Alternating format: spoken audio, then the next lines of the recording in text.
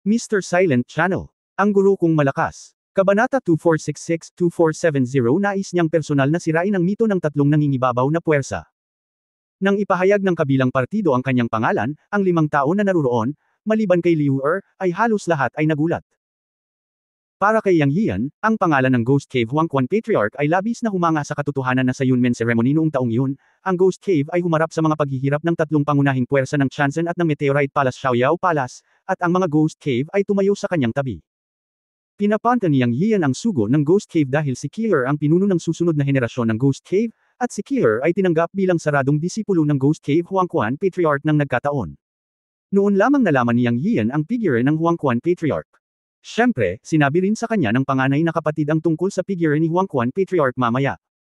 Sa kwentong ikinwento ng panganay na kapatid na si Yun Changsheng, si Huangquan Patriarch ay sobrang misteryoso, at maaaring maging isang taong mas matanda kay Master Yun Changxi. Ang kanyang paglilinang ay hindi maarok, at hindi siya nakilahok sa anumang mga pagtatalo sa mundo ng mga engkanto, at bihira siyang lumabas ng mga bundok. Maging ang Chanzen ng nakaraang henerasyon ng Ghost Cave ay kanyang disipulo. Ang isang taong maaaring magtanim ng isang may pamagat na Chanzen ay dapat na isang top-notch strongman. Ngunit ngayon ay hindi niya inaasahan na lilito sa dagat ng mga bituin, o sa larangan ng digmaan sa pagitan ni Yang Yiu at ng Chanzen ng tatlong pangunahing puwersa. Dapat sabihin na ito ay medyo kakaiba.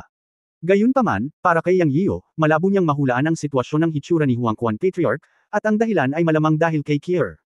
Dahil si Kier ay ang saradong disipulo ni Huangquan Patriarch. Napakakulit ng mukha ng tatlong Chanzo. Lahat sila ay matandang halimaw na nabuhay ng 100,000 taon. Natural na alam nila ang tungkol kay Huangquan Patriarch. Alam pa nila na si Huangquan Patriarch ng Ghost Cave ay mas misteryoso at sinaunang kaysa sa alam nila. Sa oras na ito, nagpakita si Huangquan Patriarch upang pigilan silang patayin si Yang Yiu. Walang duda na pumanig siya. Gayunpaman, sa harap ni Huangquan Patriarch, ang tatlong Chanzo ay talagang hindi nang ahas na gumalaw ng padalos-dalos.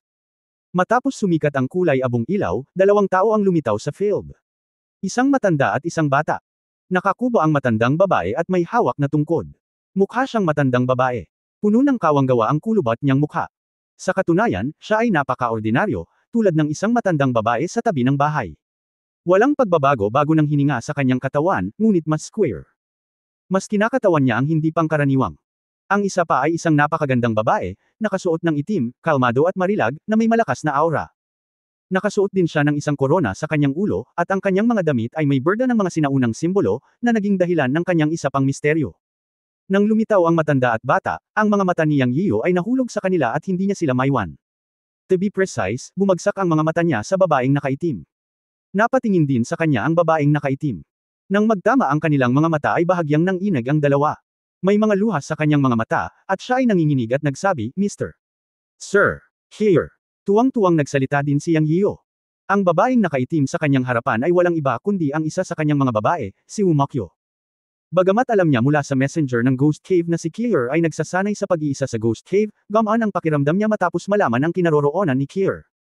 Handa na siyang bumalik mula sa dayuhang mundo upang bisitahin siya sa Ghost Cave, ngunit nakatagpo siya ng pag-atake ng ilang pamilya ng Meteorite Palace sa Yunmen, kaya hindi na siya pumunta. Ngayon ay lumitaw si Kier sa kanyang harapan. Talagang nagustuhan ni Yang Yian si Kier, isang simpleng babaeng ghost cultivator, sa kanyang puso, at alam din niya na ang babaeng ito ay lubos na umaasa sa kanya. Ang dalawa sa kanila ay maaaring sabihin na umaasa sa isa't isa hanggang ngayon, dahil si Kier at Qiaofu ay natagpuan sa libingan sa ilalim ng Villa sa Earth. Simula noon, dinala niya sila sa daan ng paglilinang at hanggang sa mundo ng paglilinang. Ang babaeng ito talaga ang pinaka-matapang at pinaka-loyal sa lahat ng babae. Siya ay minsan tulad ng kanyang anino at sinundan siya sa paligid. Isa rin siyang ghost cultivator na may pambihirang talento. Maging ang matanda ay nagsabi na si Kier ay magiging isang henerasyon ng Ghost Emperor sa hinaharap. Ngayon tila higit pa riyan ang mga nagawa ni Kier. Nakita ni Yang Yian na ang aura ni Kier ay umabot na sa antas ng kaliwanagan, kahit na hindi mas mababa kaysa kay Sister Mei. Swoosh! Namutla si Wumakyo at diretsyong isinubsob ang sarili sa mga bisig ni Yang Yiu. Sir, miss na po kita. Ang pangungusap na ito ay puno ng walang katapusang pananabik.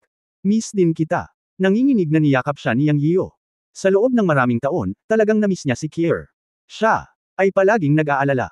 Buti na lang ngayon, nakita ko na rin siya, buti na lang ayos na siya, at napakabuti rin niya, at gamaan ang loob na nakabitin sa libu-libong taon. Nagyakapan ang dalawa ng ilang minuto. Ahem. Si Huangquan Patriarch ang umubo. Ang tatlong dakilang Celestial Master sa kabilang panig ng field ay hindi nang ahas na kumilos ng padalos-dalos dahil kay Huang Quan Patriarch, hindi pa banggitin si Lier Maho, na halos hindi naapektuhan sa emosyon ng mga lalaki at babae. Nang marinig ang pag-ubo ni Master Huang Quan Patriarch, namula si Kier at humiwalay kay Yang Yio. Pagkatapos ay sinabi niya, Ginoo, ang Huang Quan Patriarch na ito ay ang aking Panginoon. Noong ako ay nasa problema nang ako ay umakyat sa lupain ng mga engkanto, ang aking Panginoon ang nagligtas sa akin. Nagmamadaling ipinakilala ni Kier si Master Huang Quan Patriarch kay Yang Yio. Masasabi ni Yang Yian na lubos na iginagalang ni Kier si Huang Quan Patriarch, na ginawa niyang iwaksi ang lahat ng kanyang mga alalahanin. Noong una ay naisip niya na si Kier ay maaaring pinilit na maging apprentice ni Huang Quan Patriarch, ngunit ngayon ay tila hindi ito ang kaso. Si Huang Quan Patriarch ay hindi lamang ang Panginoon ni Kier kundi ang tagapagligtas din ni Kier. Natural na kailangang igalang siya ni Yang Yian. Agad siyang humakbang, pinagsalikop ang kanyang mga kamay, yumuko sa 70 degree na anggulo, at sinabing, binabati ni Junior Yang Yian si Senior Huang Quan. Salamat sa pag-aalaga kay Kier. Haha, little guy, you are much better than your master Yun Changxi. You know etiquette and are a good child. You don't have to thank me. Kier and I are destined to be master and apprentice. Ito ang dapat kong gawin, isang matandang babae. Bumangon ka, as. Nagsalita si Huang Quan Patriarch, marahan niyang iwinagayway ang kanyang kamay, at naramdaman ni Yang Yian ang isang malaking puwersang tumulong sa kanya na tumayo, na ikinagulat niya. Siya! Naisip niya, ang Huang Quan Patriarch na ito ay talagang hindi simple. Sa pagtingin sa sitwasyon sa field, ang tatlong dakilang Celestial Master sa kabilang panig ay nakaramdam ng hindi komportable. Masyadong halata na si Huang Quan Patriarch ay hindi dumating para mamagitan sa laban, kundi para tulungan si Yang Yio. Nakikita ng lahat na ang mga disipulo ni Huang Quan Patriarch ay may malapit na kaugnayan kay Yang Yio. Ito ay isang problema. Maaaring hamakin ng tatlo si Yang Yio at ang 6 na tainga na mikak, ngunit hinding-hindi sila mangangahas na hamakin si Huang Quan Patriarch, dahil bago pa sila sumikat, may mga alingaw-ngaw na tungkol sa misteryosong Huang Quan Patriarch sa mundo ng engkanto. Matapos magtinginan ang tatlong Celestial Masters, nakipagkwentuhan sila sa kanilang mga kamao at sinabing, si Lei Ye, isang junior mula sa sektang Lei Fa Chanson, ay nakilala si Senior Huang Quan, si Che Tong, isang junior mula sa sekta ng Hao Chanson, ay nakilala si Senior Huang Quan, at si Wu Yu, isang junior mula sa sekta ng Wu Chanson, ay nakilala. Lahat kayo ay mga Celestial Masters, kaya hindi na kailangang maging magalang sa akin, isang matandang babae. Ngayon, narito ako upang mamagitan sa laban. Siguro kung sumasang-ayon ka sa aking panukala ngayon. Walang pakialam na tanong ni Huang Quan Patriarch. Nagkatinginan ang tatlong Celestial Masters. Sumasang-ayon ka ba? Niloloko mo ba ako? Ang tatlo sa kanila ay kumakatawan sa tatlong nangingibabaw na puwersa sa mundo ng diwata. Pinatay ni Yang Yian ang lahat ng tatlong pamilya ng Tangguo at nilason ang milyon-milyong immortal, na matinding sumampal sa kanilang mga mukha. Bukod dito, lumabas silang lahat ng personal. Kung walang paliwanag, ang tatlong puwersa ng Chanzan ay hindi makakaligtas sa mundo ng mga engkanto sa hinaharap. Sinabi ni Lei Ye mula sa Lifa Sect, Senior Huang Quan, kung tama ang pagkakaalala ko, ikaw ay may marangal na katayuan at nangakong hindi makikibahagi sa anumang mga pagtatalo sa mundo ng mga engkanto. Kung hindi kami sumasang-ayon, gusto mo bang ibaba ang iyong katayuan at makipag-away sa amin na mga junior? Napakatalim ng pangungusap na ito.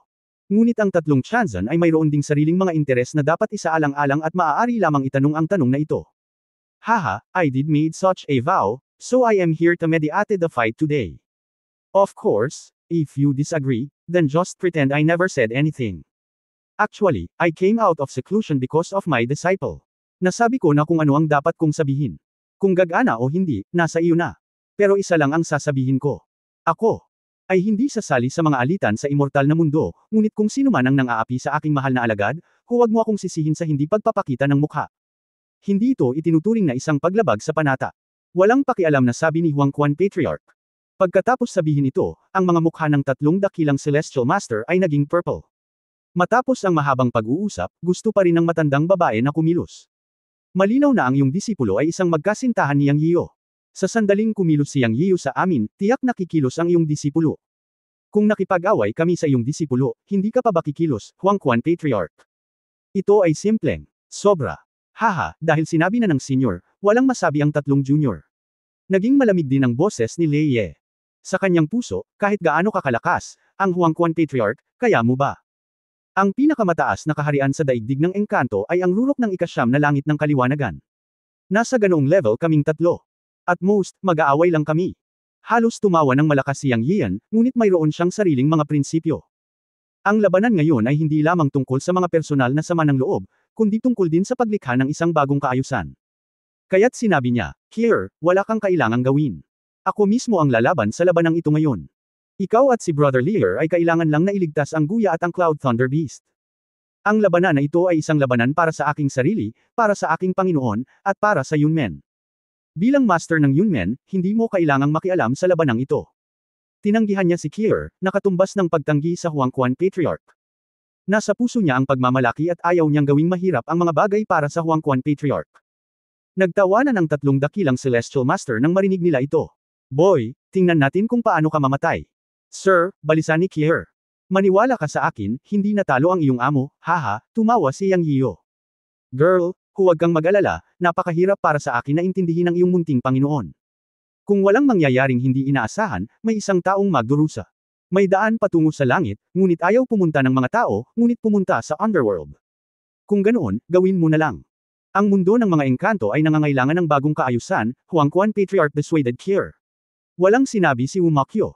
Sa sandaling ito, sinulyapan ni Yang Yiyu si Lear at tumango. Sa susunod na sandali, naglakad siya pasulong. Sa bawat hakbang, isang makulay na bulaklak ng lotus ang lumitaw sa ilalim ng kanyang mga paa. Puno ng 10 kulay ang buong katawan niya. Gumawa siya ng mga selyo sa kanyang mga kamay, at patuloy na tumaas ang kanyang aura. Sa likod niya, lumitaw ang isang estatwa, na siyang sariling Diyos ng kapanganakan. Ang tatlo sa inyo ay magsasabi ng isa pang salita, bitawan ninyo ang guya at ang ulap ng kulog na hayop, at ililigtas ko ang inyong mga buhay. Sabi ni Yang Yiyo, at ang mga estudyante sa kanyang mga mata ay kumikislap ng 10 kulay na halos, tulad ng maliwanag na mga bituin. Anak, hindi ka kwalipikadong hayaan kaming gawin ito, patayin, malungkot na sabi ni Leye. Alam ni Yang Yiyan na determinado ang tatlo, kaya huminga siya ng malalim at sinabing, pagkatapos ay paalisan na kita. Kagalang-galang na langit, ako, si Yang Yiyan, ay maaari pa ring patayin ka. Sa sandaling matapos siyang magsalita, biglang sumalakay at umungal si Yang Yiyan, 10 direksyon ng kalawakan, siyam ay bumalik sa isa, ang daan ay nagiging libo-libo, bitag, pigilan, selyo. Sa sandaling matapos siyang magsalita, ang 3 selyo ay nakumpleto, at 10 kulay na inscription ang namuumula sa kanyang mga kamay, biglang pumutok at sumabog sa dagat ng mga bituin. Biglang tumahimik ang buong dagat ng mga bituin. Bahagyang nagbago ang mukha ng 3 heavenly venerables. Nalaman nilang hindi makagalaw ang kanilang mga katawan at idiniin sila ng selyo. Bigla silang umungol at malakas ang magic power ng kanilang buong katawan, at nagsimula silang magpumiglas. Ang maliit na kapangyarihan na ito ay kakaiba, ngunit hindi ito mahirap para sa kanilang tatlo. Gayunpaman, sa sandali ng kanilang pagtutol, hinawakan ni Yang Yiyan ang kalangitan sa himpapawid, at ang mabituing kalangitan ay kumaluskos. Sa susunod na sandali, ang bundok ay lumipad palabas. Sa ilalim ng grab ni Yang Yiyan, ang Guya at ang Cloud Thunder Beast ay lumipad mula sa ilalim ng 3 dakilang Celestial Masters. Sinampal ni Yang Yiyan ang Guya at ang Cloud Thunder Beast ng 2 beses sa hangin, at tinatakan ang mga ito ng 2 mahiwagang kapangyarihan, dahil ang Guya at ang Cloud Thunder Beast ay nakulong sa lihim na paraan ng kalaban, at sila ay sasabak sa pag-atake kung hindi sila silyuhan. Loach, ibaba mo sila, Kier, Brother Lear, at Senior Huangquan, mangyaring bumaba para protektahan ang mga disipulo ng Yunmen. Itinulak ni Yang Yiyan ang Guya at ang Cloud Thunder Beast at sinabi. Natakot siya na kapag naging mabangis ang labanan, papatayin at sasalakayin ng 3 Celestial Master ang mga nakatatandang kapatid at iba pa sa bundok ng engkanto sa ibaba. Alam na alam ni Yang Yiyan kung gaano kalakas ang mga Celestial Masters. Ngunit mayroon siyang paraan upang harapin ito. Ngayong lumitaw na si Huangquan Patriarch, hindi na siya maaaring mag-alala. Siyempre, nailigtas na rin sina Neo Duzi at Yunlei Beast, at ang huling pag-aalala ay nawala. Sa labanang ito, personal niyang sisirain ang mito ng dominasyon ng 3 pangunahing puwersa ng Chanzan. Ito ang sarili niyang malaking pangako noon, at ngayon ay kailangan niyang tuparin ito. Kabanata 2467, may pag-asa para sa Heaven Realm. Terra na. Sumulyap si Huangquan Patriarch kay Yang Yiyo, iwinagayway ang kanyang kamay, at dinala si Kier at ang iba pa upang sumama kay Yun Changsheng at iba pa sa ibaba. Dahil may tiwala si Yang Yiyo, bitawan mo siya. Bukod dito, kung ito ay Huangquan Patriarch o Lear, talagang naramdaman nila ang kapangyarihan ni Yang Yiyo ngayon, na talagang lampas sa kanilang kakayahang makita. Hindi pa banggitin, ang 10 lakas at batas lang na pagdudugtong ng langit at lupa ngayon, pati na rin ang kanyang free-hand seal, ay nang ibabaw na sa isang iglap. Gayunpaman, tanging si Yang Yiyo lamang ang nakakaalam na ang 3 kamay na selyo ay hindi maaaring matrap ang 3 dakilang Celestial Masters, ngunit hindi niya inisip na makulong, ngunit kailangan lamang ng isang oras upang iligtas ang Guya at ang Cloud Thunder Beast. Napaka-successful. Ang 3 hand seal na ito ay natural na kanyang mga perception noong siya ay nasa pag-iisa sa madilim na espasyo. Sa katunayan, maraming mga katulad, at ngayon ito ay isang kumpirmasyon lamang. Pagkatapos ng 1,000 taon ng pag-iisa at 70 hanggang 80,000 taon ng pag-unawa sa madilim na espasyo, natural na marami siyang natamo. Katulad ng tatlong handsail kanina, talagang nalaman niya na ang lahat ng aspeto ng landas ng paglilinang ay talagang pareho sa huli. Ang paggamit ng mga mahiwagang kasanayan, mga selyo ng kamay, mga pormasayon, at iba pa. Sa huling pagsusuri, ay ang pinag-ugnay na paggamit ng mana sa katawan at ang enerhiya sa pagitan ng langit at lupa. Hangga't pinag-aaralang mabuti ang mga ito, lahat ng aplikasyon ay posible. Ang mas masensi ng karunungan, mas malaki ang kapangyarihan na maaaring ibigay. Doon ay walang katapusang mga pagbabago at walang katapusang mga aplikasyon. Alam ni Yang Yian na bagamat hindi niya ito lubos na nauunawaan, mayroon siyang kalamangan na hindi kailanman may kukumpara ng iba, iyon ay, ang 10 pangunahing puwersa sa pagitan ng langit at lupa ay nagugat sa kanyang katawan. Iyon ay, ang 10 dakilang buto ng Dao ay sumibol sa kristal ng engkanto, na nagbigay daan sa kanya na maunawaan ang mga pagbabago sa kapangyarihan ng langit at lupa sa pamamagitan ng pag-aaral ng kapangyarihan ng mga buto ng Dao, at nagkaroon ng track na sinusundan. Kapag ginagamit ang mga kapangyarihang ito, maaari niyang gamitin ang pinakamaliit na medium ng mana para i-pray ng maraming beses, 12 ng beses, daan-daan o kahit libu-libong beses ang kapangyarihan ng langit at lupa para lumaban. Ito ang kanyang tunay na pagtitiwala, ang kumpiyansa na maglakas loob na harapin ang tatlong dakilang Celestial Masters ng mag-isa, nang walang anumang takot sa entablado. Sa sitwasyon ngayon ni Yang, may isang pangungusap talaga na sa tingin niya ay bagay na bagay para sa kanya. Bigyan mo ako ng isang maliit na patpat, kaya kong sikmurain ang lupa. Mas angkop na pahayag ay ang kontrol ni Yang ang susi sa kapangyarihan ng langit at lupa. Kaya, talagang hindi niya masyadong sineseryoso ang tatlong dakilang Celestial Masters. Bagamat tila pinagkadalubhasaan niya ang 9 na langit sa ibabaw, ang kapangyarihang aktwal niyang kinokontrol ay higit pa riyan. Hindi niya alam ito sa simula, at hindi niya ito masyadong kilala. Ngunit nang ang tatlong dakilang Celestial Masters ay pumasok sa Starry Sky noon, at lumitaw sina Liu Er at Huang Quan Patriarch, lahat sila ay gumamit ng kanilang sariling magic power, na nagpapahintulot kay Yang Yian na maramdaman ang mga pagbabago sa pagitan ng langit at lupa. O kung sabihin, naramdaman niya ang mga pagbabago sa kontrol ng kapangyarihan ng langit at lupa ng mga Celestial Masters. Dahil siya ay nasa pinakamataas na 10 kapangyarihan ng langit at lupa, siya ay higit na nakakaalam at sensitibo sa mga pagbabago sa kapangyarihan sa pagitan ng langit at lupa. Sa makatuwid, ang isang conclusion ay iginuhit na kumpara sa iba pang mga Celestial Masters, ang kapangyarihan na kinokontrol niya ay 100%, habang dapat lamang nilang kontrolin ang 10% o 20% at hindi hihigit sa 30%. Ang pagkakaiba sa kontrol ng kapangyarihan ay isang mundo ng pagkakaiba, at ang pagdurog ay isang papuri. Matapos umatras sina Huang Quan Patriarch at Liu Er, ang tatlong dakilang Celestial Masters ay kumawala rin sa kanilang mga pagpigil. Tinitigan ng tatlong matandang lalaki si Yang Yian, mas solemn na ang kanilang mga mukha kaysa dati. Bagaman ito ay isang maikling pagpigil, pinatunayan ito na ang batang ito ay hindi simple. Kaya niyang kontrolin silang tatlo ng sabay-sabay ng tatlong hininga at puwersahang iligtas ang dalawang hayop. Ang kontrol na ito ng kapangyarihan ng langit at lupa at ang paggamit ng Taoismo ay higit pa sa ordinaryong Chanzen. Nagkatinginan ng tatlong matandang multo, at wala ng bakas ng pagmamaliit sa kalaban. Sa halip, napalitan sila ng hindi pa naganap na tensyon. Alam nila na dapat nilang gamitin ang lahat ng kanilang lakas para harapin si Yang Yian. Ang batang ito ay talagang isang malakas na kaaway. Kung sila ay pabaya, baka may mamatay talaga sa kanila ngayon. Bagaman sila ay matandang Chanzen na nakaranas ng daan-daang labanan, lahat sila ay tensyonado sa sandaling ito, at sila ay nasa mataas na espiritu. Sinabi ni Lei Ye sa malalim na boses, 3 talents work together. Sa isang iglap, naghiwa-hiwalay ang tatlong tao at nabuo ang pinaka-ordinaryong 3 talents formation. Ngunit naging seryoso si Yang Yian. Ang mahusay na paraan ay simple, at kung minsan ang mga simpleng bagay ay napakalakas din. Simple lang ang tatlong formation pero depende kung sino ang bubuo ng formation. Ang tatlong matatandang lalaki ay pawang mga Chanzen, at ang tatlong talento na kanilang nabuo ay halos walang mga patay na anggulo. Sa pinag-isang kapangyarihan, ang kapangyarihang kanilang ibibigay ay magiging pinakadakila. Si Yang Yian ay nasa gitna ng hanay, at hindi niya naisip na tumakas mula sa hanay sa unang pagkakataon, dahil alam niyang imposibleng makatakas sa antas na ito ng labanan. Siya, maaari lamang itong harapin. Ipinikit niya ang kanyang mga mata at maingat na naramdaman ang mga pagbabago sa nakapalibot na langit at lupa, ngunit natagpuan niya na ang tatlong Chanzen ay natatakpan ng isang hadlang. Bukod dito, ang bawat isa sa tatlong Chanzen ay nag-iimbak ng nakakatakot na kapangyarihan. Alam ni Yang Yian na nagsimula na ang labanan ng buhay at kamatayan. Hindi na siya nagpigil at pinaandar ang 10 malalaking buto ng Dao sa walang kamatayang kristal sa kanyang katawan. Biglang, ang 10 napakalakas na puwersa ng langit at lupa ay bumuo ng 10 kulay na depensa sa ibabaw ng kanyang katawan. Habang nakabuka ang kanyang mga palad, 2 enerhiyang katawan ang lumitaw sa mga palad ng mga kamay ni Yang Yian. Bigla siyang umungol, magtipon. At tinakpan ang kanyang bibig.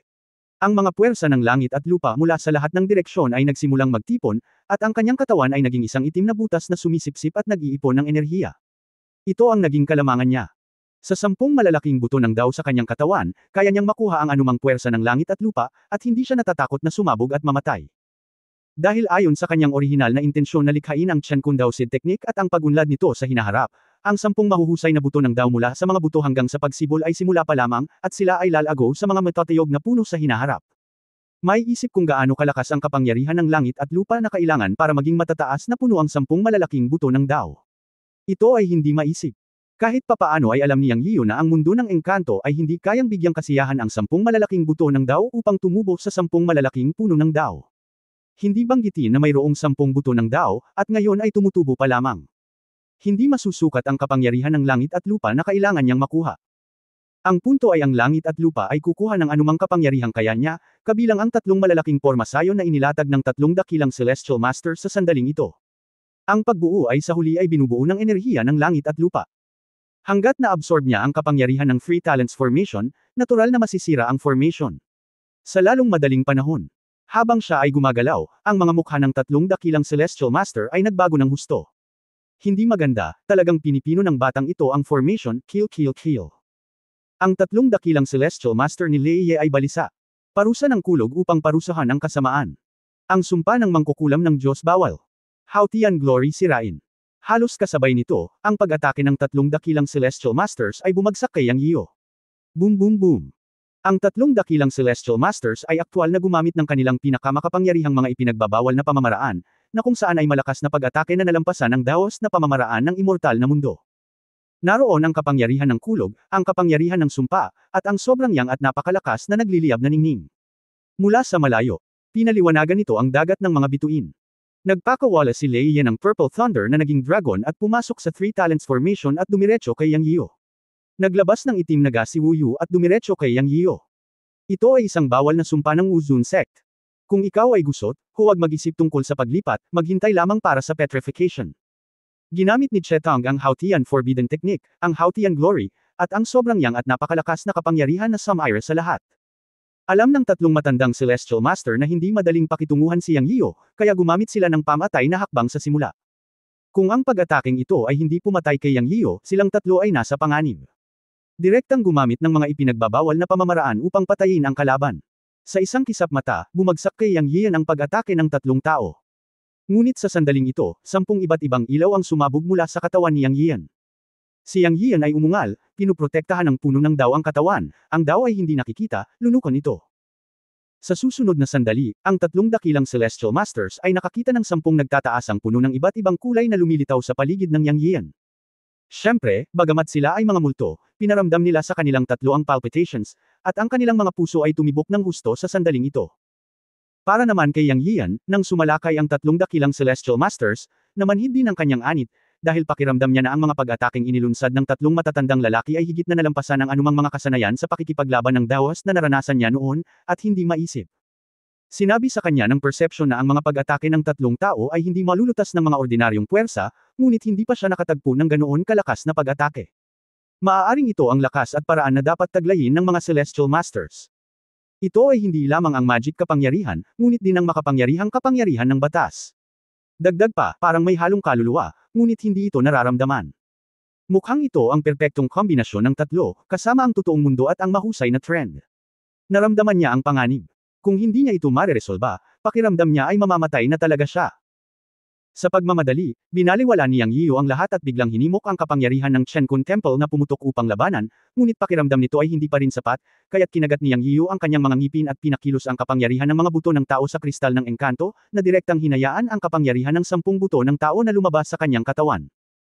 Kung kaya niyang ipagtanggol ang kapangyarihan ng 3 dakilang celestial na nilalang, ang tanging magagawa niya ay ang kapangyarihan ng 10 buto ng tao.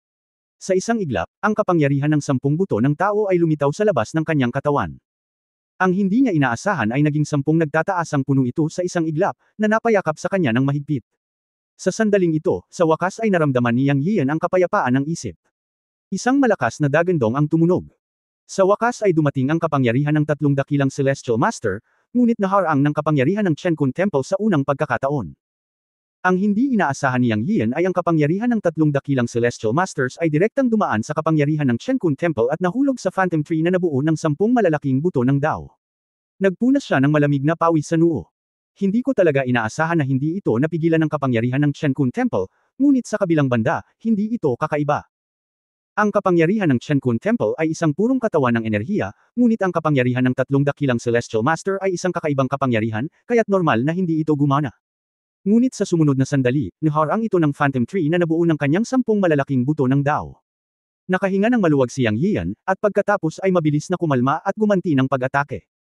Nang ibalik niya ang kanyang kamay, iginalaw niya ang kanyang kamay sa kaibuturan ng kanyang puso at direktang na-activate ang kapangyarihang lumalamon ng Chenkun Pot. Tapos, gaya ng inaasahan, hindi niya siya pinayagan ng 100,000. Ang lakas ng paglamon ng kaldero ng Chenkun ay napakalakas pa rin tulad ng dati, at direktang sinimulan nitong lumunin ang kapangyarihan ng tatlong dakilang Celestial Masters. Ito ay ganap na hinihigop sa isang iglap. Labanan mo. Ngumisi si Yang Yiyo. Nakita niya ang tatlong dakilang Celestial Master na daan-daang metro ang layo habang nakadilat ang mga mata. Marahil ay hindi inaasahan ng tatlong matandang lalaki na hindi lang niya hinaranggan ang kanilang mga pag-atake, kundi hinihigop at nilamon din ang kanilang kapangyarihan sa isang iglap. Ang mga puno ng Dao ay matayog, buksan mo sila. Ungol ni Yang Yiyo. Sa susunod na sandali, ang 10 puno ng Dao na nakapaligid sa kanya ay biglang nagsambulat sa makukulay na kulay at lumaki muli sa isang iglap. Boom! Nabasag ang tatlong talento na itinakda ng tatlong dakilang Celestial Masters. Tumakbo. Naging asul at pula ang mukha ni Lei Ye. Alam niyang hindi niya mapipigilan si Yang Yiyo. Masyadong masama ang batang ito. Ang pinakamalakas na pag-atake sa kanilang tatlo, na isang ipinagbabawal na pamamaraan na lampas sa immortal na batas, ay talagang nilamon ng batang ito. Kung hindi sila tumakbo, sila ay tapos na. Sa katunayan, ang dalawa pa ay hindi na kailangang paalalahanan. Alam din nila kung gaano kahirap si Yang Yiyo. Whoosh, whoosh, whoosh. Silang tatlo ay naging tatlong daloy ng liwanag, halos tumalon sa kalawakan upang makatakas. Ngunit maaari bang hayaan silang makatakas ni Yang Yiyo? Hindi pwede. Gusto mong tumakas, tapos na. Diretsyong tumayo si Yang Yiyo sa pwesto, at biglang sumayaw ang kanyang mga kamay sa direksyon kung saan nakatakas ang tatlong tao. Ang kapangyarihan ng langit at lupa, gamitin ito para sa akin, tatakan ito para sa akin. Nang siya ay umungol, ang 10 kulay na liwanag sa kanyang katawan ay kumikinang, na nagliliwanag sa malayo. Siya mismo ay may 10 kapangyarihan ng langit at lupa, at ang kapangyarihan sa loob ng Jotian ay maaaring umungol. Sa pagkakataong ito, ganap na itong sumabog, naramdaman ang kapangyarihan ng 10 mga batas ng katangian ng Jotian. Isang selyo. Biglang tumahimik ang dagat ng mga bituin. Isang ripple. Ang tatlong Heavenly Venerables na lumilipad palayo ay huminto sandali, at bumagal ang kanilang mga katawan. Puff! Puff! Puff! Ang tatlong Heavenly Venerables ay natakot, sabay kagat sa kanilang mga dila, ngunit sinusunog ang kanilang dugo ng walang pag-aalinlangan. Sila. Kinailangang sunugin ito. Sinong mag-aakala na si Yang Yian ay sobrang nakakatakot na kaya niyang harangan ang dagat ng mga bituin? Hindi ba ito isang kapangyarihan na kayang harapin ng mga Heavenly Venerables? Matapos masunog ang kanilang dugo, bumalik sa normal ang tatlong katawan at patuloy na tumakas. Ngunit ang ganoong sandali ng pagkaantala ay nagpalabas na si Yang Yian ng imbitasyon sa Diyos ng kamatayan sa kanila. Mamatay. Si Yang Yian ay umungal, at ang 10 puno ng Dao ay nagsanib sa isa, at sa wakas ay naiba sa tatlong daluyan ng liwanag, hinahabol ang tatlong tao na parang matalas na mga palaso. Boom! Isang engkanto bundok sa mabituing kalangitan ng direktang nabasag. Naglabas si Yang Yian ng tatlong daloy ng liwanag, na siyang orihinal na kapangyarihan ng puno ng Dao sa kanyang katawan. Mahigit 1,000 talampakan ng pagtugis, ito ay naging mas malaki, at dumiretso sa tatlong Heavenly Venerables kung saan man ito dumaan. Boom boom boom! Ang hindi mabilang na walang kamatayang mga bundok sa dagat ng mga bituin ay tinamaan ng tatlong agos ng liwanag ni Yang Yian at sunod-sunod na sumabog. Ang tatlong agos ng liwanag ay agad na nagwasak ng hindi bababa sa 1,000 immortal na bundok at bumagsak sa tatlong dakilang Celestial Masters. Pagkatapos ng tatlong hiyawan, ang tatlong dakilang Celestial Masters ay nawala sa mabituing kalangitan, at ang tatlong daluyan ng liwanag ni Yang Yian ay nawala din, na natapos ang kanyang misyon. Bumantong hininga si Yang Yian, ang kanyang mukha ay sobrang mapatla, ngayon lang ay halos ginamit niya ang lahat ng kanyang lakas upang kontrolin ang tatlong agos ng liwanag ng puno upang patayin ang tatlong dakilang Celestial Masters. Ang kapangyarihan ay lampas sa kanyang imahinasyon, ngunit naubos din ito ang lahat ng kanyang lakas, at siya ay naubos. Diretso siyang bumagsak sa lupa na may itim na screen sa harap ng kanyang mga mata. Sa malayong Xiaoyao Mountain sa ibaba, ang Huangquan Patriarch ay nagwagayway ng kanyang kamay at isang daloy ng liwanag ang damaloy mula sa kalangitan at dumiretso sa dagat ng mga bituin, hinayla ang pagod na si Yang Yian.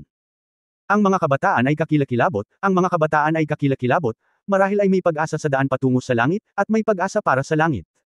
Bumantong hininga ang Huangquan Patriarch at sinabi sa kanyang sarili na may ningning sa kanyang mga mata. Alam niya na ang Fairyland ay ganap na mababago mula ngayon. Kabanata 2468, magkita sa loob ng 3,000 taon. Makalipas ang 3 araw, mabagal na nagising si Yang Yian. Maayos naman siya, pagod lang. Siya ay nasa lugar pa rin ng Xiaoyao Palace. Ang 3 dakilang Celestial Masters ay inalis niya, at ang tanging natitira ay pumunta sa Ninth Heaven upang ganap na sirain ang pundasyon ng 3 dakilang Celestial Masters, Forces. Ito ay maituturing na isang mahusay na tagumpay. Natagpuan ni Yang Yian ang kanyang nakatatandang kapatid na si Yun Changsheng upang pag-usapan. Ayon sa opinyon ni Yun Changsheng, hindi siya dapat mag-alala tungkol sa iba pang mga bagay at magpahinga ng mabuti. Kung tungkol sa mga problema ng 3 dakilang Celestial Masters, puwersa, dapat nilang lutisin ang mga ito.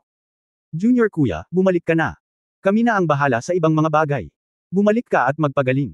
Sa pagkakataong ito, kinuha muna ang lahat ng kredito para sa labanan, at wala kaming masyadong naiambag. Susunod, haharapin ni Yunmen ang buong mundo ng diwata. Siyempre, hindi sila palaban, ngunit may isip na ang buong mundo ng diwata ay bibisita sa Yunmen, sa pangunguna ng ating Yunmen, at ang iba ay kailangan ding magpakita ng kanilang mga mukha sa mundo ng mga engkanto, kung hindi, ito ay makakasama sa pag-unlad ng Yunmen. Wasakin muna natin ang pundasyon ng 3 pangunahing puwersang celestial. Tungkol naman sa Phasian Palace, Tiandi Gate, at Bulao Mountain, ano ang iyong saloobin? Siyempre, mayroon ding mga malalaking sekta na umusbong sa kanila. Paano natin sila haharapin? Tanong ni Yun Changsheng. Pinag-isipan ito ni Yang Yiu at sinabing, Kuya, magagawa mo ang lahat ng gusto mo. Sa palagay ko ay natanggap na ng mga pamilyang iyon ang balita tungkol sa labanang ito. Sana ay makapili sila. Kung masama ang ugali nila, sirain mo na lang sila. Sa hinaharap, ang mundo ng mga engkanto ay hindi na mangangailangan ng mga Panginoon na nang-aapi sa mahihina. Ito ay ganap na hindi pinapayagan na ang 3 pangunahing puwersa ng Chanzhen sa nakaraan ay naglaan ng mga yaman sa paglilinang at monopolyo ng mga mapagkukunan. Sa hinaharap, ang mundo ng engkanto ay dapat na isang medyo patas na kapaligiran sa paglilinang. Ang bawat nilalang sa daigdig ng mga engkanto ay dapat magkaroon ng pagkakataong makapasok sa mga lihim na kaharian sa iba't ibang lugar upang makakuha ng pagkakataon na mapabuti ang kanilang kaharian, at ganoon din ang nangyayari sa malalaki at maliliit na sekta. Ang mga walang kamatayan na hari, mga walang kamatayan na emperador, at maging ang enlightenment, hanggang sa enlightenment of the Ninth Heaven ay dapat na patuloy na lumitaw, at mas madalas na lumitaw, dahil tulad ng ginawa ng matanda, ang daan patungo sa langit ay ang daan palabas para sa mga nilalang sa mundo ng engkanto, at ito rin ay isang mas mataas na pagtugis. Ang mga immortal. Ang mundo ay ang daigdig na kaharian lamang sa gitna ng 3 kaharian, ngunit sa itaas ng mga makalupang immortal ay ang langit na kaharian, at sa itaas ng immortal na kaharian ay ang banal na kaharian. Na siyang pagtugis ng bawat isa sa atin na walang kamatayang nilalang.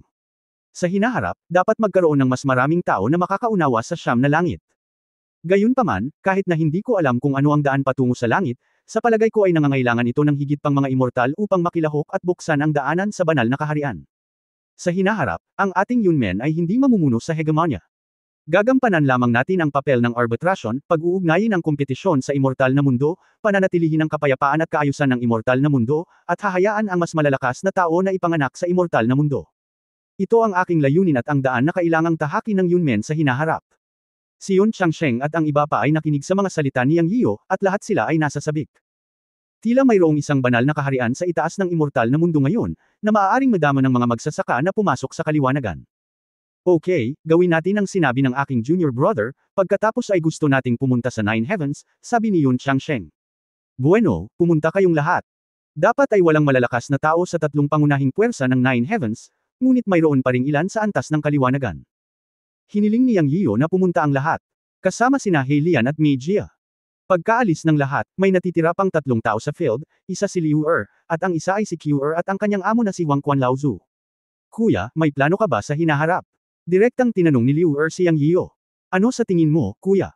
Ngumiti si Yang Yiu. Ang daan patungo sa langit, kumurap si Liu Er.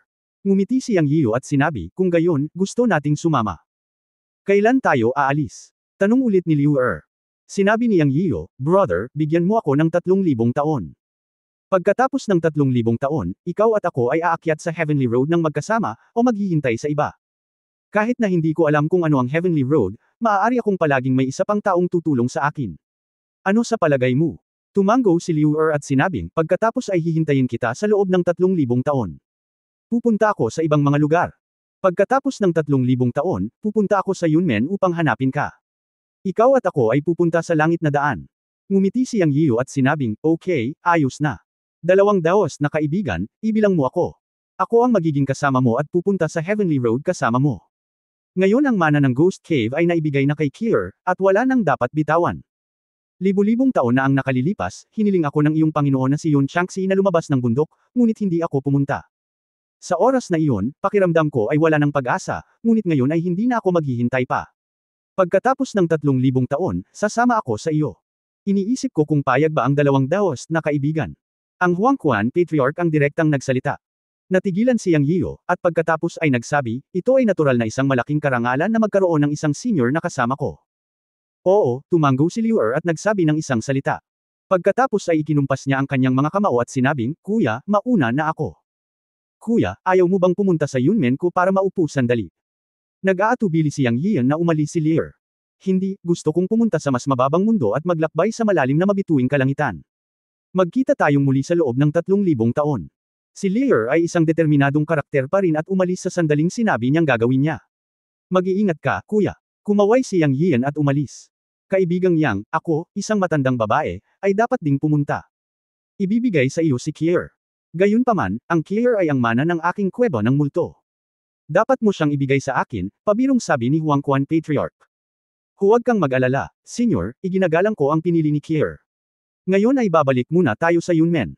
Senyor, maaari kang pumunta sa aking Yunmen bilang panauhin anumang oras na malaya ka. Ikinulong ni Yang Yiyan ang kanyang mga kamao at pinaalis siya. Ngumiti si Huangquan Patriarch, tumanggo kay Kier, at pagkatapos ay naging simoy ng hangin at nawala. Naiwan sila ni Kier sa field. Hindi pinaghiwalay ni Huangquan Patriarch ang mag-asawa, nag-iwan ng oras para sa kanila. Kier, nasaan ang kapatid mo at si Qiao Fu? Tiyak na hindi nakakalimutan ni Yang Yiyo. Nag-iisa sila bago ako dumating, at pupunta sila sa Yunmen kapag lumabas sila. Sinabi ko sa kanila ang lahat bago ako umalis, sabi ni Kier. Tumanggo si Yang Yiyan, okay, pagkatapos ay gamaan ang loob ko. Matapos magsimulang mag-usap ang dalawa tungkol sa kani-kanilang sitwasyon, biglang sinabi ni Kier, Sir, maaari ka bang pumunta muli sa Heavenly Road pagkatapos ng 5,000 taon? Bakit? Natigilan si Yang Yiyan. Sinabi ni Master na aabutin pa ako ng 5,000 taon bago makarating sa 9 Heavens. Gusto kong pumunta sa Heavenly Road kasama ka at ayaw kitang iwan. Seryosong sabi ni Kier. Natawa si Yang Yiyan at sinabing, pag-usapan natin ito mamaya. Maaabot mo ang Heavenly Lord sa loob ng 5,000 taon. Kier, sa iyong talento, dapat ikaw ang unang tao sa Yunmen. Not bad, not bad. Ikaw pa rin ang Ghost Immortal Heavenly Lord, talagang mabuti. Ayokong maging Ghost Immortal Heavenly Lord. Gusto kong maging Ghost Emperor ng Immortal Realm. Ito ang sinabi ng Master. Gustong-gusto ni Kier ang titulong Ghost Emperor. At noong nasa Ghost Cave ako, nagustuhan ko rin na tinawag nila akong Empress, hehe, tuwang-tuwa si Kier na parang bata. Natigilan si Yang Yiyan nang marinig niya itong magsalita. Hinulaan ng matanda na si Kier ay magiging isang makapangyarihang Ghost Emperor sa mundo ng engkanto sa hinaharap. Sinabi rin niya ito nung hinikayat niya si Kier noon, na hinihiling sa kanya na mag-cultivate ng mabuti at maging isang Ghost Emperor. Sa hindi inaasahan, sineseryoso ito ng babaeng ito at talagang ginawa ito. Wala siyang pakialam sa titulong Heavenly Venerable, ngunit binigyan niya ang sarili ng titulong Ghost Emperor o Empress. Ito ay nagpatawa at napaiyak ni Yang Yiyan, ngunit napakilos din. Ang kanyang mga salita ay palaging parang isang imperial decree kay Kier. Sa oras na ito, muling sinabi ni Kier, Sir, ang talento ni Kier ay hindi ang pinakamahusay. Sinabi ng aking Panginoon na mayroong isang batang babae sa Xiaoyao Palace sa Fairyland na pinakatalented sa kontemporaryong mundo. Sinasabing maaari niyang maabot ang ika-9 na antas ng kaliwanagan sa loob ng 9,000 taon. Maaaring hindi ito tumagal ng ganoong katagal. Ito ay 2 o 3,000 taon. Oo nga pala, lumitaw ba ang henyo na si Jiang Li nang salakayin mo ang Xiaoyao Palace sa pagkakataong ito? O pinatay na ba siya? Tinanong ni Kier si Yang Yiyo sa katunayan, narinig niya ang kanyang master na si Huangquan Patriarch na binanggit si Jiang Li, isang henyo na lumitaw sa Xiaoyao Palace ng maraming beses, kaya naalala niya ang bagay na ito ngayong ang Xiaoyao Palace ay nawasak, ito ay hindi alam kung si Jiang Li ay patay o buhay. Matapos marinig ang sinabi ni Kier, naalala ni Yang Yiyo ang henyo na nagngangalang Jiang Li sa Xiaoyao Palace, ngunit hindi niya alam kung siya ay buhay o patay na. Anyway, nang sumalakay sa Xiaoyao Palace, maraming mga disipulo ng Xiaoyao Palace ang tumakas, at hindi niya inutusan ang mga ito na habulin, ngunit 10,000 tao pa rin ang namatay. Umiling siya at sinabing, baka namatay siya sa gyera. Huwag na natin siyang pag-usapan. Gusto naming maghanap ng mapupuntahan. Pagkatapos magsalita ni Yang Yiyo, kinuha niya ang kamay ni Kier at nawala sa isang iglap. Nang muli siyang lumitaw, siya ay nasa isang bundok na may 5 pangalan na diwata. Saka nagsimula ang pananabik sa isa't isa. Ang dalawa ay nanirahan sa walang pangalan na engkanto bundok na ito sa loob ng 3 taon, at nabawi din ni Yang Yiyu ang siglang nasugatan sa nakaraang digmaan. Noon lang siya naghanda para pumunta sa Yunmen. Tila sa loob ng 3 taon, tinapos na rin ng panganay na kapatid at ng kanyang mga tauhan ang pananakop sa 3 pangunahing puwersa ng Siyam na Langit. Nais ding makilala ni Kiher ang magkapatid, kaya agad silang tumalon at umalis sa Xiaoyao Fairyland. Pagkaalis nila, hindi nila napansin na sa kabilang bundok ay may sumulpot na babaeng nakaputi. Ang kanyang mga mata ay puno ng puot habang tinitingnan ang papaalis na mga figure ni Yang Yiyu at Kiher, at sinabi niya sa kanyang sarili sa malamig na boses, Yang Yiyu, isang araw, ako, si Jiang Li, ay maghihiganti sa aking Xiaoyao Palace, at papatayin kita. Kabanata 2469, ang usapin ng nagkalat na mga immortal ay nauugnay sa pamilyang Ji. Umalis sina Yang Yiyan at Kiher, ngunit hindi nila inaasahan na ang henyo na si Jiang Li ng Xiaoyao Palace ay buhay pa. Pero kahit alam niya, wala siyang pakialam. Hanggat hindi ang Tianzan ang nakaunawa sa Siyam na Langit, hindi ito magiging banta sa kanya. Matapos makapasok sa mabituing langit na dagat, hinawakan ni Yang Yiyan ang kamay ni Kiher at ipinikit ang kanyang mga mata. Sa susunod na sandali, bigla niyang iwinagayway ang kanyang kamay, gumalaw ang kapangyarihan ng kalawakan, bumukas ang isang portal ng kalawakan, at direktang pinapasok si Kiher. Nang muli silang nagpakita, bumalik na silang dalawa sa Yunmen. Para kay Yang ngayon, ang immortal na mundo ay karaniwang walang pagkapuot. Susunod, naghahanda siyang umakyat sa makalangit na daan, ngunit binibigyan nito ang kanyang sarili ng 3,000 taon ng buffer time, at binibigyan din si Yunmen ng 3,000 taon ng oras ng pagunlad. Naniniwala siya na sa 3,000 taon na ito, sapat na ang pundasyon ng Yunmen upang mag-ugat sa immortal na mundo. Sinabi niya na gusto niyang gawing una si Yunmen sa immortal na mundo, at ito ay nakamit na ngayon. Ang 3 pangunahing puwersa ay nawasak, at ang iba pang iilan ay hindi sapat, at hindi sila magiging mga kaaway ni Yunmen. Susunod, oras na para sa Yunmen na pumasok sa isang panahon ng paputok na pagtaas. Ito ay makikita na. At siya at sina Liu Er at Huang Quanlaozo ay sumang-ayon na umakyat sa Heavenly Road ng magkasama pagkatapos ng 3,000 taon, na hindi isang random na desisyon. Una, ito ay upang bumangon si Yunmen, at pangalawa, ang kanyang sariling paglilinang ay nangangailangan ng oras upang manirahan. Bagamat alam na niya ngayon na ang kanyang lakas ay higit pa sa maraming tanggo, iyon ay para lamang sa mga immortal na magsasaka ng mundo. Ang pagpunta sa Heavenly Road ay ganap na hindi alam sa kanya. Matapos umalis ang matandang lalaki at iba pang mga matandang henerasyon na malakas, walang bumalik, kaya dapat siyang maging maingat sa pagpunta sa Heavenly Road. Pagkatapos pumunta sa Heavenly Road, maaaring hindi na siya bumalik, o maaaring hindi na siya bumalik sa maikling panahon. Bago umalis, kailangan niyang lutisin ang bagay na Yunmen, o ang immortal na usapin sa mundo, para makaalis siya ng walang anumang alalahanin. Sa puso niya, nag-aalala pa rin siya sa isang tao. Upang maging tumpak, ito ay isang babae na gumawa ng malaking kontribusyon sa Yunmen. Ang babaeng ito ay si Lu Zuoxi. Ang kanyang kapatid na si Lu Yusho ay umakyat dito, at kahit na ang iba pang mga babae ay karaniwang nandoon, ngunit si Lu Zuoxi ay walang balita hanggang ngayon. Tinahak ni Lu Zuoxi ang landas ng mga nakakalat na immortal, na isang mahirap na daan. Walang balita sa ngayon, na labis na nag-alala kay Yang Yiyan. Si Lu Yusho ay partikular din na hinanap siya at ipinahayag ang kanyang pag-aalala para sa kanyang kapatid na si Lu Zuoxi. Hindi tumigil si Yang Yiyan sa paghahanap kay Lu Zuoxi, ngunit wala pang balita hanggang ngayon. Ito ay nagkaroon. Halos 10,000 taon na. Kung nabubuhay pa si Lu Zuoxi, naabot na niya ang antas ng Siyam na turn immortal. Ngunit ang ikinagulat ni Yang Yiyan ay wala talagang balita. Lu Zuoxi man iyon, hindi pa siya nakakita ng maraming immortal sa buong mundo ng engkanto. Siyempre, hindi naman sa wala, kundi kakaunti lang. Hindi niya kailanman naisip ang tungkol dito, ngunit ngayon ay naisip niya na ito ay talagang hindi tama. Sinasabi na ang mga immortal ay dapat na isang malaking grupo ng paglilinang sa buong mundo ng mga engkanto, o bubuo sila ng kanilang sariling paaralan, ngunit nagulat si Yang Yiyan na palaging nararamdaman ng mga immortal na wala silang pakiramdam ng pag-iral sa mundo ng mga engkanto, at kakaunti lamang ang kanyang nakitang mga immortal. Habang iniisip ang mga bagay na ito, tatanungin niya ang panganay na kapatid tungkol sa sitwasyon ng mga immortal. Pagkabalik, dinala ni Yang Yiyan si Kiher upang salubungin si Zhao Nan at ang iba pa. Likas sa magkapatid na bumantong hininga kapag nagkita sila. Isang grupo ng mga kababaihan ang nagdaldalan at walang katapusang mga salita na sasabihin, na may tawanan at iyakan. Natagpuan ni Yang Yiyu ang isang malungkot na figure sa karamihan ng tao na tahimik na lumabas ng gate. Si Lu Yusho iyon. Zhao. Lumapit si Nan at Ulong, wala pa bang balita tungkol kay Sister Zuoxi? Oo, wala pang balita. Tumango si Yang Yiyu. Pumunta ka kay Yushu. Si Sister Zuoxi ng Yanzi ay gumawa ng malaking kontribusyon sa ating Yunmen. Kailangan natin siyang mahanap. Magagawa ng Yunmen kung ano ito ngayon. Lahat tayo, kasama ang ilang mga bata, ay umakyat upang maging mga immortal. Si Lu Zuoxi ang pangunahing nag-ambag. Kahit na ang karamihan sa mga tao sa Yunmen ay naliwanagan ni Lu Zuoxi. Ngayon lahat ay muling nagsasama, maliban sa kanya.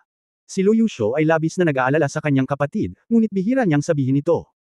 Ang aming pamilya ay may utang kay Sister Zuoxi, at ikaw ay may utang din sa kanya. Ano man ang mangyari, umaasa kaming lahat na makikita mo si Sister Zuoxi. Mahinang sabi ni Zhao Nan. Napangiti ng mapait si Iyo. Paanong hindi niya ito malalaman? Nakangiting ngumiti, tumanggo siya at sinabing, huwag kang mag-alala, pupuntahan ko siya sa loob ng ilang araw at tiyak na mahahanap ko si Lu Zuoxi.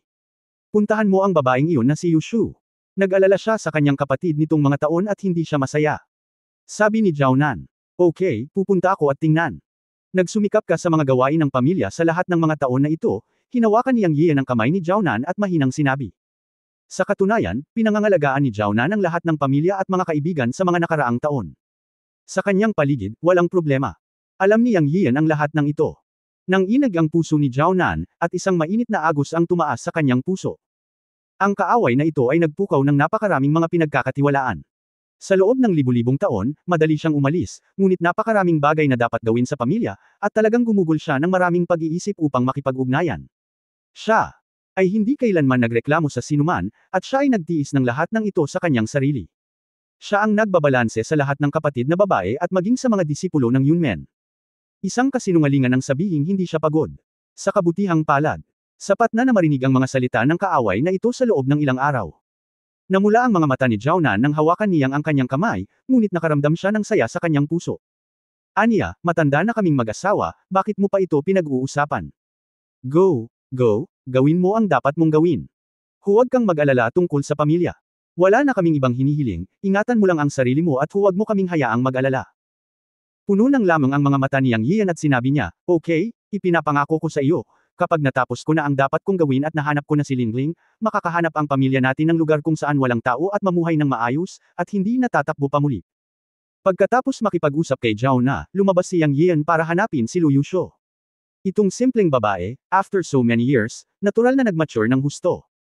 Sa pagharap sa pagbabalik ni Kier at sa muling pagsasama-sama ng pamilya, muli niyang pinaalalahanan ang kanyang kapatid na si Lu Zuoxi. Ngunit si Yang Yian ay tumingin sa kanyang malungkot na likod at hindi na pumunta doon pagkatapos ng lahat. Dahil hindi niya alam kung paano haharapin si Lu Yusho, nangako siyang hahanapin ang kapatid niyang si Lu Zuoxi, ngunit wala pa ring balita. Kung pupunta siya roon ngayon, ito ay walang iba kundi ang pagsasabi ng ilang mga nakakaaliw na salita na hindi masyadong makabuluhan. Mas mainam na dumiretso sa panganay na kapatid upang magtanong tungkol sa sitwasyon, kumilos, at hanapin si Lu Zuoxi, na siyang magiging pinakamahusay na call-iwan para kay Lu Yusho. Kaya tumalikod si Yang Yiyo at umalis, at dumiretso sa Inheritance Hall. 3 taon na ang lumipas sa isang iglap, at matagal nang bumalik ang panganay na kapatid at ang kanyang mga kaibigan. Sa katunayan, ang labanan laban sa 3 pangunahing puwersa ay natapos 3 taon na ang nakakaraan.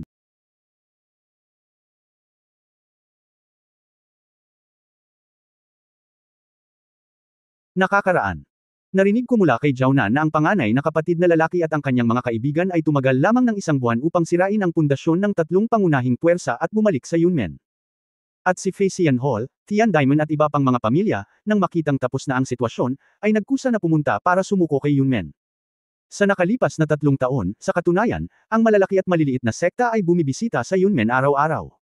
Bisita daw ito, pero sa totoo lang ay disguised surrender. Ang labanan ni Yang Yiyo sa Xinghaihai sa taong iyon, na pumatay sa 3 dakilang Celestial Masters, ay kumalat sa buong mundo ng engkanto. Ngayon sa mundo ng mga engkanto, ang kanyang pangalan, Qiankun Chanzhen, ay kilala sa lahat. Ang Yunmen ay naging unang sekta sa mundo ng engkanto. Nagsimula na itong makarating sa tamang landas. Pagdating niya sa Inheritance Hall, hindi na alarma ni Yang Yiyo ang ibang tao. Lahat ng tao sa Yunmen ay abala ngayon. Nagpadala siya ng mensahe sa panganay na kapatid sa gilid ng bulwagan. Magaling ba ang lahat, kuya? Nakangiting tanong ni Yang Yiyo bilang unang pangungusap na kanilang nakilala. Mapait na ngumiti si Yun Changsheng at sinabi, ang labanan ay kumalat sa buong daigdig ng mga engkanto noong taong iyon. Walang sino man ang hindi nasisiyahan. Naging maayos ang lahat. Ngunit ikaw, aking nakababatang kapatid, ang Panginoon ng Yunmen at ang makalangit na Panginoon ng langit at lupa. Maaari ka bang huminto sa pagtatago? Ngayon, araw-araw, may mga sekta na dumarating upang bisitahin ka, ang langit na Panginoon ng langit at kalupaan ay halos wala na saan, gayon. Hehe, kuya, may gagawin pa ako. Narinig mo noon. Pumayag ako kina Huang Quan Patriarch at Lear na magkasamang pumunta sa Heavenly Road pagkatapos ng 3,000 taon. May mas mahalagang bagay pa akong gagawin sa susunod na 3,000 taon. Kailangan mo lang magsikap. Kinaikit ni Yun Changsheng ang kanyang mga mata, ikaw bata. Kalimutan mo na, ikaw ang sect master, wala akong masasabi sa iyo, ngunit kapatid, maaari mo ba akong bigyan ng kaunting oras? Masyadong maikli ang 3,000 taon. Bagamat mayroon na tayong malalakas na lalaki sa ikapito at ikawalong langit sa Yunmen, kung gusto nating maabot ang kaharian ng ikasyam na Panginoon sa langit, kahit na tayo ay mga henyo, natatakot tayo na hindi natin ito maabot. Ang ikasyam na makalangit na antas ng Master ay ang tuktok ng pyramid ng cultivation realm sa mundo ng engkanto. Ito ay hindi lamang mahirap na trabaho. Maaari itong makamit. Hindi banggitin ang 3,000 taon, kahit 6,000 o 9,000 taon ay mahirap mabuo. Hindi ka ba makapaghintay ng 10 o 20,000 taon, hanggang sa magkaroon tayo ng higit na kaliwanagan sa Nine Heavens, at pagkatapos ay pumunta sa Heavenly Road? Nakinig si Yang Yiu sa sinabi ng panganay na kapatid, ngumiti lang ito at hindi umimik. Hindi siya masyadong nagpaliwanag. May sarili siyang kalkulasyon. Casual niyang sinabi, pag-uusapan natin ito mamaya. Ang iyong susunod na layunin ay paunlarin ang ating Yunmen. Masyadong mababaw ang ating pundasyon. Kung gusto mong maipasa ng tuluyan ang Yunmen, kailangan mong maipan ito ng maayos. Susunod, bubuksan ang lahat ng mga lihim na lugar at mapanganib na lugar na kontrolado ng 3 pangunahing puwersa sa mundo ng mga engkanto, at iba pang mapagkukunan ng paglilinang. Ibabahagi sila ng Yunmen at ng buong mundo ng engkanto, upang ang buong mundo ng engkanto ay sama-samang umunlad. Bueno, lahat ng malalaking sekta ay sumasang-ayon dito, at lahat sila ay iginagalang si Yunmen bilang pinuno. Ito ay dahil hindi namin monopolyo ang mga mapagkukunang iyon tulad ng 3 pangunahing puwersa, ngunit binuksan ang mga ito para sa pagbabahagi, na nakuha namin ang pagkilala sa buong mundo ng mga engkanto. Bagamat hindi ito sinabi, lahat ay tahimik na tinanggap na ang aking Yunmen ay ang pinakamataas na sekta sa mundo ng mga diwata. Junior kapatid, ikaw na ang unang Supremo sa mundo ng engkanto, alam mo ba?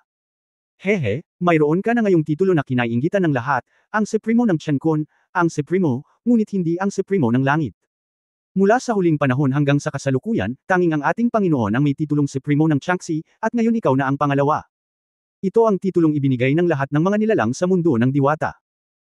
Ang iyong pinakamataas na karangalan ay hindi ipinapahayag sa sarili, ngunit ikaw ay karapat-dapat sa titulong ito ngayon, ang kataas-taasang Panginoon ng langit at lupa, ito ang pinakamataas na karangalan, ang karangalan ng malaking kontribusyon sa mundo ng diwata. Ang ating Panginoon ay ang kataas-taasang Panginoon ng 12 Tribulations Luz Immortals, ito ay isang titulo na nakuha niya sa pamamagitan ng matapang na pagsasanay, at nakuha rin niya ito sa pamamagitan ng pag-akyat sa langit ng 2 beses at nakikinabang sa mga nabubuhay na nilalang sa mundo ng mga engkanto. Nasira mo ang lumang kaayusan at nagdala ng mga bagong mapagkukunan ng paglilinang sa mga nilalang sa mundo ng engkanto, na isa ring mahusay na tagumpay. Magalang na tinatawag ka ng lahat na kataas-taasang Panginoon ng langit at lupa, na makatwiran. Pinakinggan ni Yang Yiu ang panganay na kapatid na nagsasalita at mapait na ngumiti. Hindi niya iniisip ang tungkol sa karangalan o kahihiyan, ngunit napakasaya pa rin niya sa kanyang puso. Ang kataas-taasang Panginoon ng langit at lupa. Bukod sa matanda, siya lang ang nag-iisa sa buong mundo ng diwata. Nang marinig ni kapatid na Dashi na nagsasalita tungkol sa mga pagkakakilanlan ng 12 nakakalat na immortal ng matanda, inalis ni Yang Yiu ang kanyang ngiti, inisip ang mga gawain ni Lu Zuoxi, at seryosong nagtanong, Kuya, palagi akong may tanong, ngunit wala akong oras upang magtanong. Sinasabi na ang grupo ng mga nakakalat na immortal ay dapat na mabibigo, kung tutuusin ay may malaking grupo ng mga mamamatay tao. Kapigatian at naging nakakalat na mga immortal. Pero parang kakaunti lang ang mga nagkalat na immortal sa mundo ng engkanto. Talaga, wala silang pakiramdam ng pagkakaroon. Sa ngayon, kakaunti pa lang ang nakita kong nagkalat na mga immortal sa mundo ng engkanto. Ano ang dahilan nito? Mayroon akong isang kaibigan na nililinang din ang paraan ng mga nakakalat na immortal. Hindi raw masama ang kanyang talento, at hindi siya dapat ilibing ng maaga sa nakakalat na walang kamatayang kapigatian, ngunit wala pang balita hanggang ngayon. Mayroon bang iba pang nakatagong kwento tungkol sa ang mga nakakalat na immortal? Pagkatapos marinig ito, ngumiti si Yun Changsheng at nagsabi, talagang tinanong mo ang tamang tao tungkol sa mga nakakalat na immortal. Ang aming Panginoon ay ipinanganak bilang isang nakakalat na walang kamatayan. Sinabi niya sa iyo ang tungkol sa mga nakakalat na immortal noon. Hindi ba niya sinabi sa iyo? Hindi, alam mo rin kung ano ang nangyari sa pagitan namin ng matanda. Hindi ko na siya nakita mula nang itayo niya muli ang kanyang walang kamatayang katawan sa isla ng Sansian. Sa totoo lang, bihira lang siyang magkwento sa akin. Ano ba yan, huwag mo akong i-suspense, sabihin mo sa akin dali. Nag-aalalang sabi ni Yang Yian. Hahaha, kailangan kong yayain si junior sister na pumunta bago ako magsimulang magsalita. Ang bagay na Sansian na gusto kong pag-usapan ay may kaugnayan kay junior sister. Hindi, to be precise, ito ay nauugnay sa pamilya ni Junior Sister, ang unang pamilya sa mundo ng mga engkanto, ang pamilyang G. Nakangiting sabi ni Yun Changsheng, pinitik ang kanyang daliri, at isang stream ng liwanag ang lumipad palabas sa side hall, ngunit si Junior Sister Jizik siya ang tinawag. Kabanata 2470 pagpunta sa Sanxian Space. Medyo nalito si Yang Yian, ano ang relasyon sa pamilyang G na ito? Sa katunayan, hindi nagtanong si Yang Yian tungkol sa pamilya ng nakatatandang kapatid na babae. Ang alam niya lang na ang little senior sister ay mula sa G family, ang unang pamilya sa fairy world. Nabigla rin siya nang marinig niya ang titulo ng unang pamilya sa mundo ng mga engkanto noon, pero akala niya ay titulo lang iyon. Ngunit ngayon, nakikinig sa mataimtim na pagsasalita ng panganay na kapatid, alam niyang Yian na ang pamilya ng nakatatandang kapatid na babae ay talagang hindi simple. Tinatawag itong unang pamilya sa mundo ng mga engkanto, ngunit tila wala itong pakiramdam ng pakikilahok sa mga pangunahing puwersa. Dahil dito, hindi na masyadong naisip ni Yang Yian ang tungkol dito pagkatapos. Ngayon parang hindi na talaga simpleng pamilya ang pamilya G. Paano ko sasabihin? Ang mga nakakalat na immortal ay talagang isang natatanging grupo sa immortal na mundo, ngunit bawat grupo ng paglilinang ay talagang may core o isang tao na mag-oorganisa sa kanila. Aktibo man ito o kusang loob, hindi sila nakakalat. Sa likod ng nakakalat na immortal na grupo ay ang pamilyang G, dahil narinig ko mula sa aking Panginoon na ang pinakakalat na immortal na ipinanganak sa immortal na mundo ay nagmula sa pamilyang G, ibig sabihin, ang unang taong nakalampas sa lahat ng nakakalat na immortal na kapigatian at nakarating sa pinakamataas na nakakalat na immortal ay mula sa pamilya G. Kahit na sa pamilya G, magkakaroon ng isang malakas na tao na nakamit ang 12 kapigatian ng mga nakakalat na immortal. Tila ang pamilya G ay may kakaibang lihim na paraan ng paglilinang na maaaring magpapahintulot sa mga taong nagsasagawa ng paraan ng mga nakakalat na immortal na makalampas sa 12 kapigatian ng mga nakakalat na immortal. Ang punto ay sinabi ng Master na nalampasan niya ang 12 kapigatian ng mga nakakalat na immortal sa tulong ng pamilya G, at sa oras na iyon ay tinanggap niya ang maliit na nakababatang kapatid na babae bilang kanyang apprentice. Siyempre, dapat may iba't ibang detalye na hindi natin alam, ngunit hindi naman kalabisan kung sabihin na ang pamilyang G ang ninuno ng mga nagkalat na immortal. At, ang pangalan ng unang pamilya sa immortal na mundo ay hindi pinalaki, dahil ang pamilyang G ay gumawa ng 12 kapigatian na nakakalat na walang kamatayan sa bawat henerasyon. Gaano ito kakilakilabot? So in terms of strength, hindi naman. Sa lahat na tinatawag na unang pamilya sa immortal na mundo, hindi ito pagmamalabas. Mayroon silang lakas, kasaysayan, at background. Ito ang unang pamilya sa mundo ng diwata. Ito ay isang karapat-dapat na pag-iral.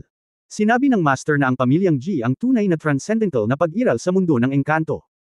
Kung ang pamilya G ay lumabas upang makipagkumpetensya para sa hegemonya sa mundo ng engkanto, walang tatlong pangunahing puwersa. Sa kasamaang palad, ang moto ng pamilyang G ay hindi lumahok sa anumang mga hindi pagkakaunawaan. Buong puso nilang tinutugis ang tao. Ang pamilyang G ay sobrang misteryoso at walang tiyak na lugar. Tinatawag itong hidden space ng tao. Siyempre, mas gusto ng mga tao sa mundo ng engkanto na tawagan itong nakakalat na walang kamatayang espasyo, dahil maraming pamilya ang gumawa ng mga nakakalat na immortal sa mga henerasyon, at may mga lihim na pamamaraan upang labanan ang lalong malakas na nakakalat na mga immortal. Sa makatuwid, ang karamihan sa mga nakakalat na immortal ay mapupunta sa nakakalat na walang kamatayang espasyo.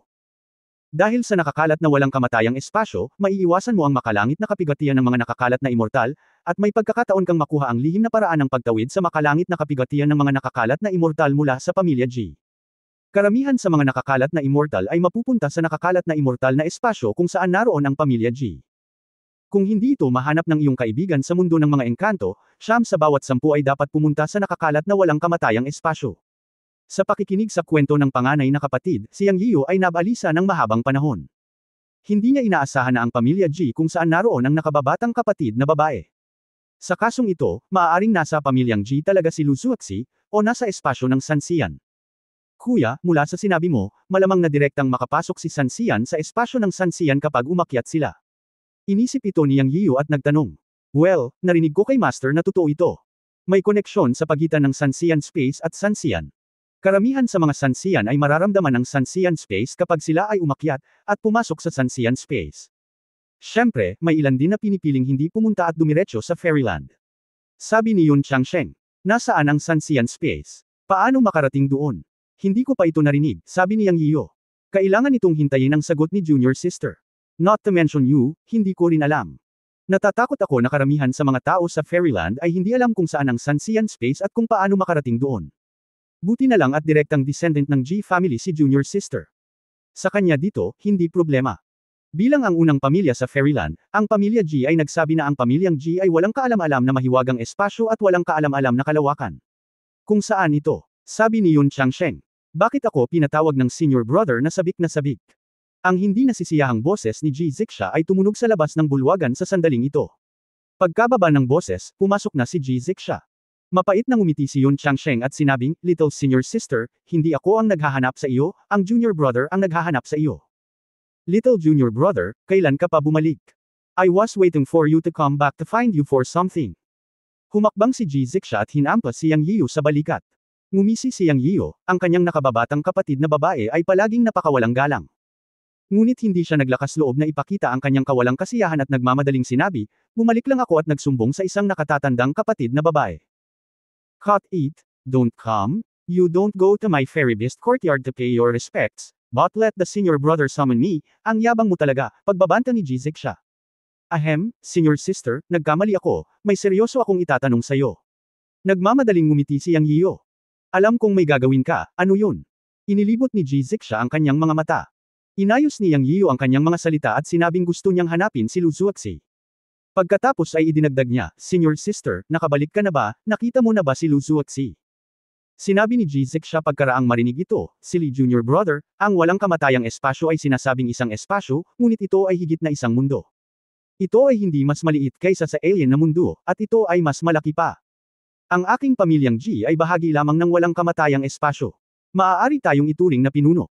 Imposibleng pamahalaan ang lahat, at hindi natin ito pamamahalaan. Doon ay 10,000 mga immortal doon, at hindi mabilang na mga mortal ang naninirahan dito. Napakalaki nito. Tsaka libu-libong taon na akong hindi umuwi. Paano ko malalaman ang tungkol kay Lu Zuoxi? Hindi mo ako tinanong tungkol sa pamilya natin. Nagkataon na nakatanggap ako ng mensahe mula sa aking pamilya na humihiling sa akin na umuwi. Kung gusto mong pumunta, ihahatid kita doon. Kung ang Lu Zuoxi na sinasabi mo ay nasa walang kamatayang espasyo, mahahanap natin siya. Okay, senior sister, pagkatapos ay haharapin ko ang mga bagay na nasa kamay, at pagkatapos ay pupunta tayo, paano ito?" Nagmamadaling sabi ni Yang Yiu. "Ah, bakit ka nagmamadali?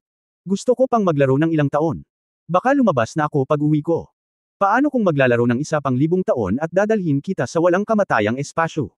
Napakurap si Ji Ziksha. Para sa kanya, ang 1 o 2,000 taon ay hindi masyadong mahaba. Umiling si Yang Yiu at sinabing, nagbigay ng malaking kontribusyon si Senior Sister Lu Zuoxi sa Yunmen. Kapag mas maaga niya akong nahanap, mas maaga akong makakasiguro. Paano ito, aalis tayo sa loob ng 1 taon. Nang makita ang seryosong ekspresyon ni Yang Yiu, hindi umimik si Ji Ziksha. Pagkatapos mag-isip ng ilang sandali, sinabi niya, "Okay, ngunit sa pagkakataong ito kapag bumalik tayo, kailangan mong sumang-ayon sa isang kondisyon ko.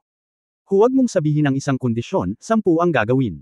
Ikaw ang aking senior na kapatid, hindi isang tagalabas. Ano ang mga kondisyon?" Tanong ni Yang Yiu. "So straightforward, okay, don't regret it. As for the conditions." Umikot ang mga mata ni Ji Ziksha at ngumiti, "Sasabihin ko sa iyo kapag nakabalik na ako sa pamilya." "Ah, senior ate, hindi mo naman ako lolokohan ha?" Tumingin si Yang Yiu sa mga mata ng nakababatang kapatid na babae at naramdaman niyang may mali.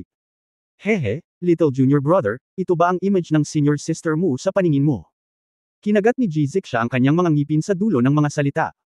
Hindi, senior sister, napakahusay mo sa isip ko." "Well, senior sister, matagal na akong walang anak.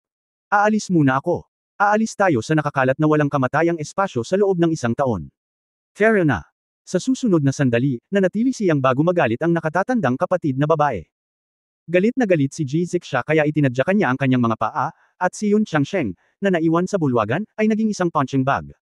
Nanatili si Yang Yiu sa Yunmen sa loob ng 1 taon, ngunit wala talagang masyadong gagawin. He Lian, Mi Jia, Xiao Fengwang, Zhao Bird, Zijian Ganggang, at iba pa. Maging si Niu Qiu ay nasa hiwalay. Ang mga dakilang halimaw na ito na karaniwang nakarating sa ika-7 at ika-8 langit ng kaliwanagan ay alam na sina Yang Yiu at Liu Er at Huang Quan Patriarch ay sumang-ayon na umakyat sa Heavenly Road sa loob ng 3,000 taon. Bagamat wala silang sinabi, napatunayan nilang lahat sa pamamagitan ng mga aksyon na gusto din nilang umakyat sa Heavenly Road kasama si Yang Yiu sa loob ng 3,000 taon, ngunit ang kinakailangan ay ang kanilang paglilinang ay kailangang maabot ang ika-9 na langit ng kaliwanagan. Ang 3,000 taon ay talagang napakaikli para sa isang dakilang demonyo ng kaliwanagan. Nakasalalay sa personal na swerte kung maabot o hindi ng isa ang ika-9 na langit ng kaliwanagan sa loob ng 3,000 taon. Anyway, naisip ni Yang Yiu na mahirap ito, ngunit hindi niya pinawi ang sigasig ng lahat. Sa katunayan, sinabi niya ang 3,000 taon dahil ayaw niyang dalhin ang iba sa Heavenly Road, dahil ang Heavenly Road ay kumakatawan sa hindi alam, at ayaw niyang sundin siya ng lahat para makipagsapalaran. Mabilis na lumipas ang 1 taon, at ang pag-unlad ng Yunmen ay umuusbong at tumatakbo ng maayos. Alam ni Yang Yiu na magiging ayos lang kahit wala na siya. Kaya makalipas ang 1 taon, natagpuan niya ang kanyang nakababatang kapatid na babae at tahimik na umalis sa Yunmen at pumunta sa espasyo ng Sanxian. Hindi siya nagsama ng sinuman, dahil karamihan sa kanila ay nagsimulang magsanay sa pag-iisa. Ang mga nakamit ng mataas na antas ng kaliwanagan ay gustong sundan si Yang Yiu upang umakyat sa makalangit na daan sa loob ng 3,000 taon. Siya lang at ang kanyang nakababatang kapatid na si Ji Zixia. Gusto niyang hanapin si Lu Zuoxi. Ito ang kanyang huling hiling bago umakyat sa makalangit na daan. Para sa iba pang mga Yunmen, lahat sila ay bumalik, ngunit si Lu Zuoxi lamang ang walang balita. Ang pinakamalamang na lugar ay ang Sanxian Space, na siyang teritoryo ng pamilya Ji. End of this chapter. Pahingi naman ng like, share at subscribe mo na rin para updated ka sa susunod na kabanata. Salamat.